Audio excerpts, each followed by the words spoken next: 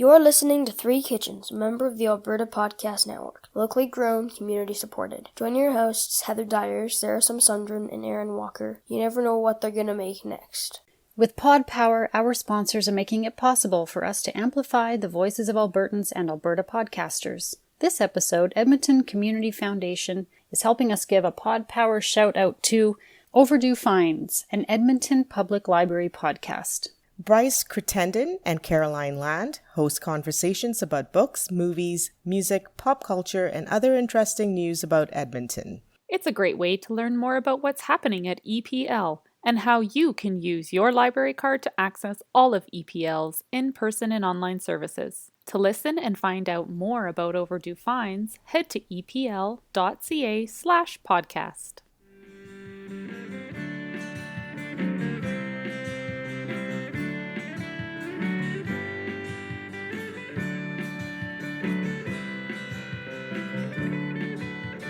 Hi, Three Kitchens listeners. This is Sarah Somasundaram, and I'm hosting this episode. But I'm doing something different today. I have told my two co-hosts, Heather and Aaron, that I am making a sauce, when in fact I have attempted a vegan burger patty, and I'm going to try to fool them with this one. They have pretty refined palates, so this is going to be tough. But the point of this is to greet this vegan dish with an open mind. I am really curious about the review, so let's get this episode started.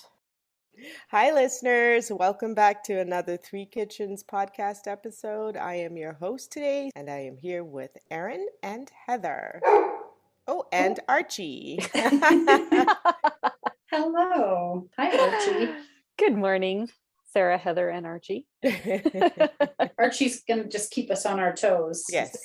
No, it's spring break. It feels like spring. Mm-hmm. We're all in our jammies.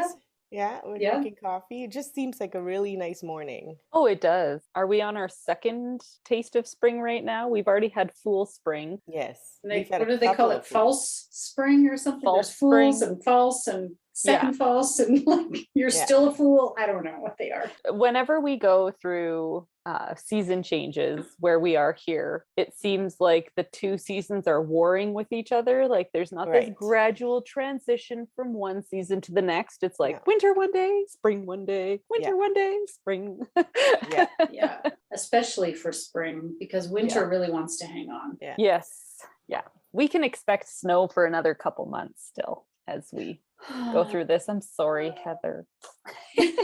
I'm so depressed by that. I'm in that. We are warring about me setting up the patio early again. Don't do it, Sarah. You're way too early. Yeah, you always start too early. It's only March. I always have it ready for the really nice days. So I disagree with you guys. Yeah, I might not be able to use it every day. And yes, I may be dusting off snow off the furniture. But then when it's really nice, we're outside having Korean barbecue. So I'm doing it. All right. If you get Korean barbecue, then, go for it. See, all I had to say was Korean barbecue. And when those nice days hit, Aaron and I will show up on your back deck. Yes. And we have a fridge full of snacks and food. To eat on the deck. Yeah. Yeah, so nice. Okay, so my friend Kevin gave me a couple bags of this cookie mix from Confetti Sweets, which is a company out of Sherwood Park, Alberta. He passed along these couple of bags of this cookie mix. She has a bakery and also sells online, and I believe you can get them in some stores. Sobeys, I think, carries it, but check their website. But anyway, I gave one of the bags to Aaron, and I made one bag, and so we tried it out. Aaron, what did you think when you baked up these cookies? So I have never, ever baked a cookie from a bag before. Me either. This was a first-time experience for me. One thing that I really liked is that there was nothing in the ingredients that I couldn't pronounce. So I don't know about you, but like I tend to scan ingredients, and if there's a whole bunch of like 20-letter words, I'm like, do I really need this? Yeah. So I like that it's all stuff that just comes out of your pantry that they've put together into this mix. It doesn't seem to be overly processed. Right. It required me to use softened butter, a large egg, and vanilla. Those are the only things that I had to add to the mix. Okay, what was the mix like? Was it a powder? Yeah. With there's chocolate bits in there and So all the dry ingredients. Toffee bits. Yeah, it's Exactly. dry ingredients. Yeah, it was a dry ingredient mix. I had my good old Black & Decker mixer. I didn't pull out the big beast. And I kind of wish I had, because it took a long time to get that butter and everything to integrate into the dry mixture. So I did use the KitchenAid because I can easily slide it out, and it was easy peasy. Yeah, I would have liked to just turn it on and walk away, because it was a lot of so it took a while to mix together. But again, I've never done a cookie from a bag. So in the instructions, it recommended that I use an ice cream scoop to make the cookies. And I thought that's way too big. So I used my cookie scoop. Heather, did you get a chance to try out your cookie scoop? I sure did. Thank you. Too funny. My birthday gift. Yep. So just a quick pause, review on the cookie scoop. Oh yes, let's have a review. On the cookie scoop. So it was super easy, and it was, because it's small, I thought it was a great size for these cookies. Yeah, I agreed. I thought ice cream scoop sounds huge. An ice cream scoop seemed excessively big, so I just used my cookie scoop. Sometimes when I make cookies, the instructions say ball it up and put it on the thing and it will flatten out by itself, and then it doesn't. And I'm like, so one batch of cookies is kind of weird. These ones did not do that. It flattened out really nice and spread and then baked up. I really liked how she not only said bake until done, until the edges are brown, but then she talked about how they should look in the center of the cookie, so that giving more details on visual cues when you're baking is really handy when you're making cookies. Especially because everybody's oven is different. It's going to cook at a different time. Exactly. And so yeah, it's good to know what to look for. It's really nice to have those visual cues and those explanations for you, not just bake until they're done, right? Right. And so I thought her instructions were really good. I liked that she said cool for 20 minutes. Good luck with that part. Yeah, they didn't. They did not cool for 20 minutes, because as soon as I had these made, the little noses in my house were like, what are you making? What are you baking? It smells like cookies. I went and checked the cookie size and weighed them out to see how closely they matched for the nutrition facts on her bag. Oh, wow. I really went into this. Sorry, but the scientist in me just can't always die. So the per cookie size was 45 grams. The cookies that I made when I weighed them out were 15 grams. Right. Oh, wow. That is a big cookie. She was a big cookie that she's suggesting. So when I packed 6 of these cookies into my kids' lunch, essentially they were only getting 2 servings. Okay. So not that bad, right? So so the cookies we used were definitely way smaller than what she suggested. They still baked up fine, and I was totally happy with. For me, a chocolate chip cookie, because you can have a whole wide range on what you get for a chocolate chip cookie. I like the very fatty ones that spread out and are thin and kind of like crunchy and chewy at the same time. I don't like the like thick cookie that's very floury. Neither do I. Yeah. For me, this was the type of chocolate chip cookie that I like. Yes. So I would say it was good. My kids ate them up. My husband ate them up. I ate them up. Sarah ate them up. And they are my favorite kind of for the same reason. Crunchy on the outside, chewy on the inside. I love that crunch on the outside. So I'm glad you made it the size you did. Yeah. I like a bit more of a thicker cookie personally. And it may be that I over softened my butter. I do find softening sometimes turns to melting. I don't have a very good method for that. So I found that they spread out a little too much. And I think it might have been my butter, the state of my butter when I started, but it was like very thin and crunchy, like all the way through pretty much, which is a type of cookie, and it is a good cookie. But if chocolate chip, I kind of want a little more consistent thickness through it and a bit more chewy. Chewy all the way is for me. But anyway, doesn't matter. It was tasty. I did find it has toffee bits or something in it, right? That gave it like an extra something that I liked. It was like sweet plus extra sweet. Yeah. And if you're going to have a cookie, like that's what you want, right? You want a hit of sugar. That's what cookie is kind of about. Yeah. They were very yummy. Very yummy. Yeah, exactly. We also had a chance to bring these cookies to our newly minted Three Kitchens cookie review team. We've just added them in to payroll. We pay them with cookies. That's Yes, that's all they exactly what need. we paid them with. Yeah. they're on the food payroll. So Yep. so let's break to their review. Hi, my name's Lyndon. Hi, my name's Ronan. We're official cookie reviewers for the Three Kitchen podcast. So, today we're going to be talking about the totally awesome cookie mix. They're chocolate chunk and they are delicious. What do you think of them, Lyndon? I think they're amazing. I'd rather eat these cookies than do math. Yeah, this is so good. Okay. I think I'm gonna stuff it in my mouth. Okay. This is Ronan and Lyndon, the cookie reporters for Three Kitchen podcast, and we're out. Bye. I loved it. I thought it was so cute. Okay. That was by far the best cookie review I think I've ever heard. Very cute. Adorable, guys. Thank you, professional reviewers. Yes. I think we'll keep them around. I think Yeah. so. I think so. I think we'll have to keep them around for some more. Reviews of other things, not Yeah, just exactly. cookies. I'm sure they're qualified. Yeah. All right, and now we get to listen to Cutie Sarah. What's Cutie Sarah gonna tell us about?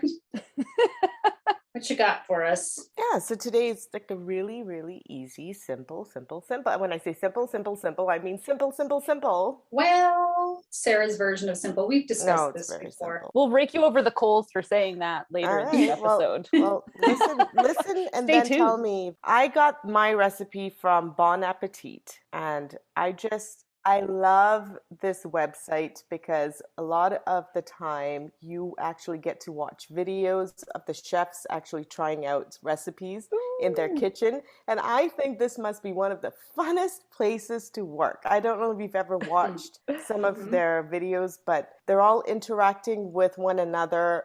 They're all doing projects on different sides of this massive kitchen that has just about every single piece of equipment you need as a chef. And it's just fun. And one of the things that I got out of Bon Appetit was how to make a smash burger, which I use for all my burgers now. And what it essentially is you make your patties and you caramelize onions and then you smash your burger right into it as you're cooking it. Oh, you made that with the St. Patrick's Day episode bulgogi That's burger. right. Yes, with the kimchi in there. So I do this with I use that concept for all my burgers now to smash it in, right? I mean, this doesn't yield the thickest, fattest burger, but it yields like a really crispy outside. But the one thing that I remember when I first tried the smash burger, I tried their recipe for it, was this delicious sauce. And if you go to bonappetit.com, it is called How to Make Special Sauce a Perfect Condiment. And this is how simple it is. 3 tablespoons of ketchup, half a cup of mayo, a quarter cup of sweet pickle relish, and 1 tablespoon of any hot sauce you want. So I use sriracha. Then you mix it up, and really it goes on anything. And so I served it up to you guys on a burger. What did you guys think? That was really, I didn't actually know. My husband and I split it and we were like, is this, he said, I don't think it's meat. I don't know what this is. And I mean, it's really, we obviously ate it up, but it was hard to tell what exactly we were eating. And I don't know if it's because it's squished, like the way you said, smashed, and it was so thin.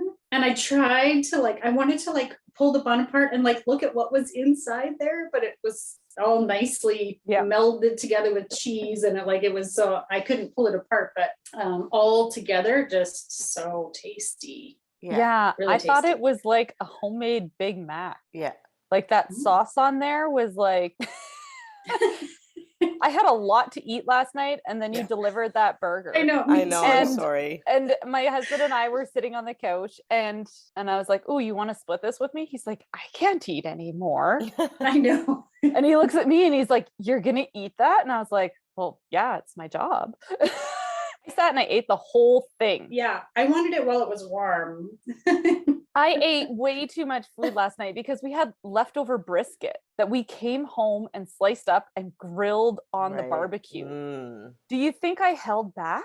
No. And then this food arrived and I opened up and smelled it and I was like, no, it's all going in. Yeah. I'm not just going to taste it tonight. I'm just going to keep eating and eat. So what did you think of the flavors? Oh, so good. I just couldn't identify. Yeah. That's what I love about doing this podcast is that I know that neither of you are going to feed me something that I wouldn't choose to eat. You know what I mean? Nice. So I trust whatever. I didn't know what it was. That's a great review in itself. Review in itself. I was like, I don't know exactly what she's put in. I knew it was a burger, obviously, but I didn't know what was in it. And I just ate it. Went for it. And with every bite, I'm trying to like, okay, what am I tasting in here? Yeah. Couldn't tell you. That's why I texted and said, I don't know what I just ate, but so good. Yeah. Damn, I think is what I thought. Because it was like, it was so tasty. Yeah. It's so nice getting your reviews because we usually keep the big reviews to the episode. We're always big fans of each other's food and sometimes we can't help ourselves but message a little too early. I almost feel a little bit like silly for doing this because I really have nothing else to say. I completely lied to you guys. This episode was not about the sauce. Cold drafts, flickering lights, and where's that leak coming from? If you've ever wondered what's really going on in your home, Roomy's Ask a Home Inspector service can help.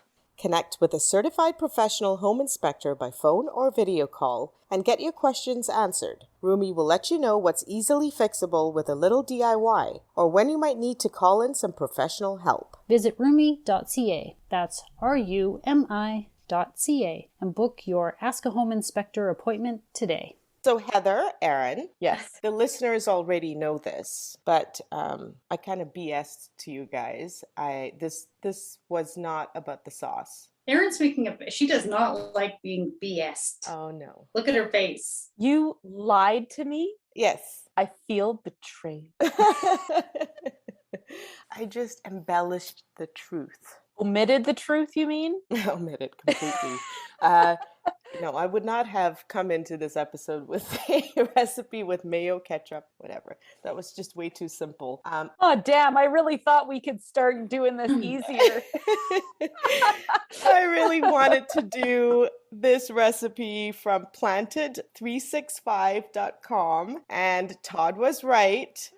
I made an I'm Possible burger beyond the Impossible burger recipe. That's what it's called on her site. I really, really wanted to make a plant-based burger because I have had the Beyond Burger. I love it. Right. And I'm a meat eater. I think I'm the biggest meat eater that I know.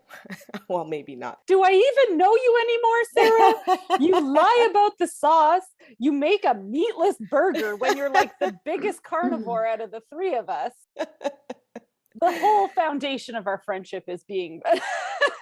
I know, it's crazy. Heather's totally laid back about this. I don't know if she just hasn't had enough coffee this morning. No. But... Well, you know what was funny, Heather? I'm not surprised at all because Sarah doesn't go for the super simple. And I honestly didn't think it was meat either, but I was willing to believe whatever you tell me it is. Okay. Is what it is. Right? All right. What was funny about it was last week, Heather mentioned that she had made a plant-based burger. And I didn't ask her one question about it. And I felt so rude and bad about that because I didn't I'm terrible at lying. So I just didn't want to give anything away. Like I didn't want to ask you too many questions because I'll be like, I'm just very bad at like this. Why would asking questions about what I cooked? I don't know. Give away something about what you're cooking. I don't know. Because she'd get reined into the conversation. Yeah. And then she would have to spill the beans. Right. So it was quite a bit different from the one that you made. And maybe it's the smashing part. But let's hear what was in yours. So what went into this was mushrooms. And what you do is you saute your mushrooms. Then you have a cup of cooked rice. And then you have something called tempeh. And this is something I did not know that a lot of vegetarians and vegans use in like a faux meat-based product. And Okay. I don't know if you guys are familiar with this. I don't know anything about it. I'm waiting for you to tell me. Okay, so you know how when you have tofu, you've got tofu blocks? Yes. Okay, so tempeh looks almost like, so it's a block, but you can see the individual beans in them, the soybeans, and they're fermented. Okay.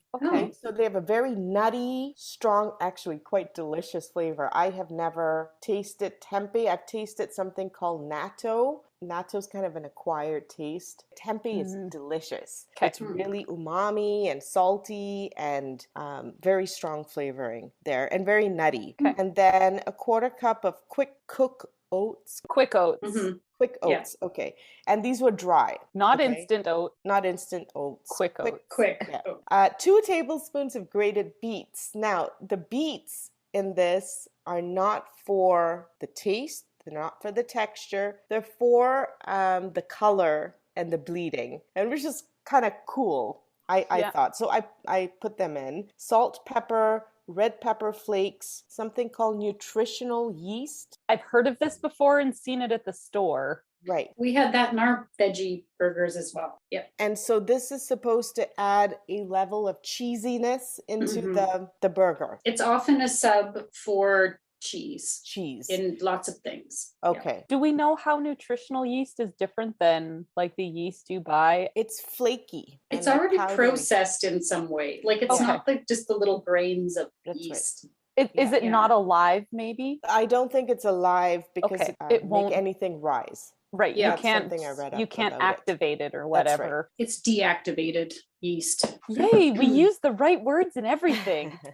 Garlic powder, onion powder, liquid smoke. I think this is very, very necessary for this, in my opinion, because I don't think that this patty is easy to do on a grill. You would need a flat surface for this. Okay. Yeah, I can see that based on what I ate. Yeah. When I was eating this, I said, it tastes like charcoal. Like it's been grilled. Like I think she had her fancy grill out or something. Like to me, it tasted kind of charred, which I think must be the smoke, right? Yes. So what you do with all these is you take it and you put it into a food processor and you process it up. Here's the first thing I would do differently. Okay. I think I have a normal size food processor at home, but there was just too much ingredients in here. And so what I ended up doing was almost over processing and over blending this.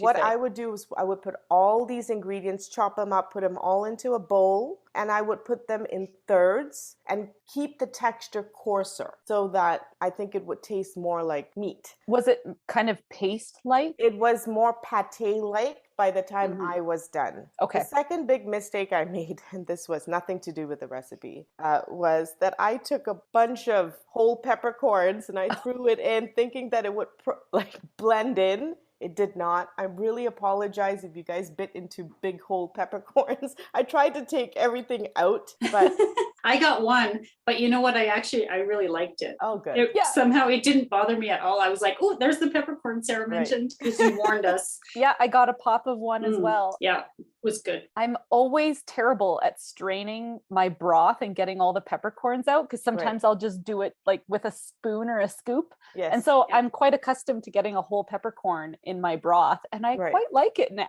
Yeah. Awesome. Yeah.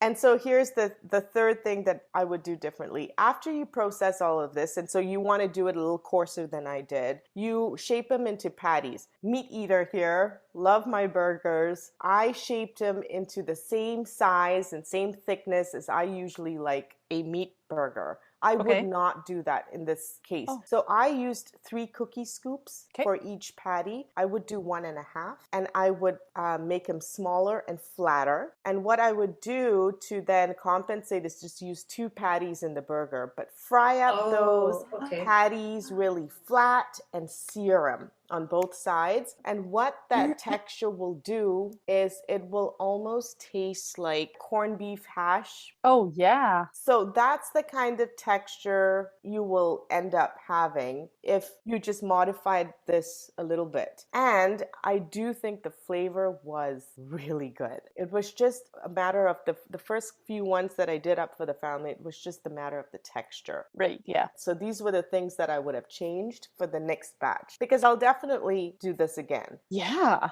I thought these were amazingly good. I see what you mean by the texture, because it was very, like, I couldn't really, like Heather said, she took it apart trying to find the pieces, and I was like, I couldn't find those pieces either. Like, I was trying to get pieces of just the patty, and I had a hard time, and then I'd take a bite and be like, what am I eating? Because sometimes when you talk to people who have been vegan and vegetarian for a long time, I think they've forgotten what meat tastes like. I have not, because I just had it yesterday for lunch. I would say that this patty, you almost don't know what meat it is, but it definitely tastes like protein. Like you think you are eating protein for sure. And I think it's very flavorful, especially because of that tempeh and that nutritional yeast. I thought it was almost like a pork, like a pulled pork, kind of like a pork. I was like, what did she do to the pork in this? When I gave it to you guys, I really wanted to throw you off the fact that this was not a meat, and not because I was trying to fool you or anything. I just wanted you guys to eat it with like kind of a, like not knowing what I was doing, just to get the proper reviews off of it. So when I dropped it at your door, I really quickly changed my mind, and instead of saying it was a burger, I called it pork katsu. Did you guys catch that? I didn't hear you say pork. You said katsu, and then when I opened it up, I was like, because Todd said, "Well, what is it? What he came to see?" And I said, "Well, she said katsu, but this doesn't look like katsu to me." I was like, what do I say? What I katsu said? is I wanted this? to be very subtle. I didn't want to. I just wanted to throw it in there. Because I heard you say that, but then I was like, this is like no katsu I've ever seen. But then I'm like, well, I don't know. There's probably all kinds. And he said maybe it's like a pate or something. And when so then when you were talking about the processor, I thought, because he said it's too smooth. It's like pate or something. I don't know. We were trying to kind of guess, and And I don't think that if you had not processed it as long as I did, well, not as long, but because I had so much crap in there and I was trying to push it in. Yeah. I don't think it would have come out as a pate texture. I didn't hate the texture. I quite liked it. And I think if you do accidentally maybe process it longer or more than you intended, still good. Still good. Just I thought the flatten it texture more. was great. I liked it. Again, it tasted like a Big Mac, but with pork. Like it tasted like a porky Big Mac. I would have gone more with pork than beef. What would make it taste like pork? Maybe the liquid smoke in there, because it tricks you into thinking you're eating ribs. Like some sort of like smoked meat. And well, I had just eaten a lot of brisket, so I knew it didn't taste like beef. And I think that's the same thing with me, Erin. I eat a lot more beef than pork. So I don't think it would have fooled me into thinking this was beef. But as I said, it was protein. I would not have thought this was plant-based. It was proteinaceous. I don't even know how to say that word. I was going to repeat it. I've never heard that. I think she made it up, Sarah. Yes. She made it up. I know. Oh, yeah. You did put real cheese on it. I put real cheese on it. The first thing I looked at, because I was like, oh, there's cheese on this burger. I know it. The first thing I looked at was the cheese. If you listeners didn't catch our last episode, we had a little sort of spiel about, do you prefer processed cheese, like the Kraft cheese, and I love the Kraft cheese on my burgers, but Heather does not. So I decided to be kind and I put real cheese on the patties. I was really happy to see real cheese. That's good. Although, I mean, I still ate the burger with the processed cheese. Right. It's not like I'm going to toss that away. It was still darn good. Yeah. I just prefer real cheese. I'm happy with this burger. I'm happy I tried it. I think I was the least likely person to do this. But just recently I did have a delicious chickpea vegan burger from this place called V Burger. Yes. And what I loved about it was it tasted a lot like a pakora. So then that got me into looking at recipes, and then I found this Beyond Burger recipe. the Beyond Burgers that you buy at the fast food stores are made with gluten. This one is gluten free. So she and her friends, like, they have done this website full of, I thought this recipe was good. It was great. I totally want to make it. I would like to try this cold. I did. I was eating raw meat when I put it all together, and it was really yummy. I feel like this would be really easy to pack if you were going camping or hiking. Yes. And it's freezable. I might grab this recipe for one of my backpacking trips this summer. Mm-hmm. My one other thing that I'm curious about is instead of putting the oats in, I think the next time I might actually do panko crumbs and put that in because I prefer the texture of gluten. Right. And so I might just replace that. Also, if maybe I would let the patty rest a little longer so that all those crumbs could absorb the moisture a little more. Right. And I think that goes with anything. That even goes with beef burgers. They always say that the longer you rest, then all those flavors get to meld a little more. Mm-hmm. Mm-hmm. And so go do this. But I don't think you have to be vegan or vegetarian to try this. Nope. Oh, I totally want to make it. Mm-hmm. Yep. Yeah. Thanks for making it. Oh, no problem. That was really good. I liked the mystery in this one. It was quite enjoyable. That was fun. Mm-hmm. Great. Thanks, guys. And now for the fine print. We at Three Kitchens gratefully acknowledge we are telling these stories in the traditional territories of the Treaty 7 nations in southern Alberta and the Métis Nation of Alberta, Region 3. We honor the rich tradition of oral storytellers on this land who have come before us. You can find pictures and recipe links on Instagram and Facebook at Three Kitchens Podcast. If you like and subscribe on your podcast player, that helps more people find us. I knew it wasn't meat, but it was still good.